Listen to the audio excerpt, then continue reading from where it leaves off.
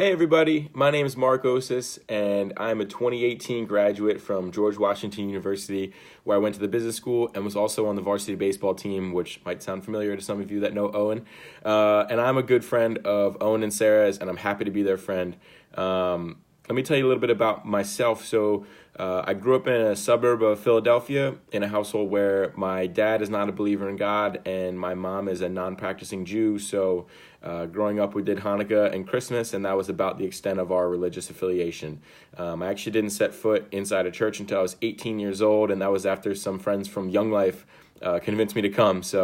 I would say going into college, I knew the gospel. I knew that Jesus died on the cross for us and rose again 3 days later, but that was about all I knew. I didn't know how to read the Bible. I didn't know how to evangelize. I didn't know the importance of scripture memory.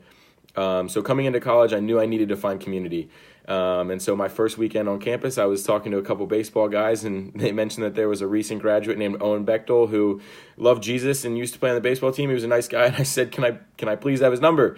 And so lo and behold, I reached out, and we got linked up, and he brought me to campus outreach, and the rest is history. I started going to campus outreach at GW, got plugged into a small discipleship group with other believers, other dudes who were just amazing. And week by week, Owen walked us through different parts of the Bible. We really had stuff from the Old Testament, stuff from the New Testament, the Gospels, epistles, just about everything. And we studied the Bible.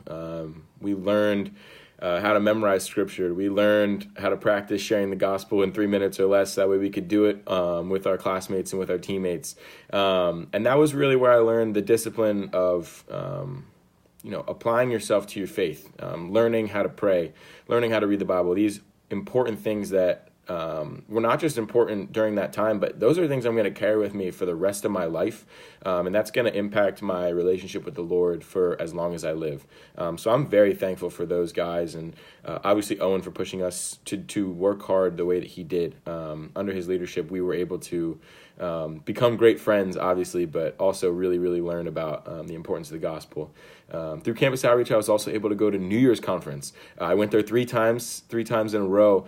And not only did we have a blast, but I was able to meet other Christians from other schools and see what God was doing on their campuses and see what events worked for them and didn't work for them, and try to learn as much as I could. We had these seminars on different aspects of life, and as an athlete, I was able to hear from former college athletes and college football players and baseball players, and from all different sports, and hear how they were able to glorify God through their sport, whether they won or they lost. And that's something that affected my baseball career up until the last day in June. So these are things that I'm super, super thankful for. And now I'm moving back to the Washington, D.C. area. I got a job in the area. So I'm very excited to be able to still keep in touch and hopefully hang out with Owen and Sarah and go to church with them at Restoration on Sundays.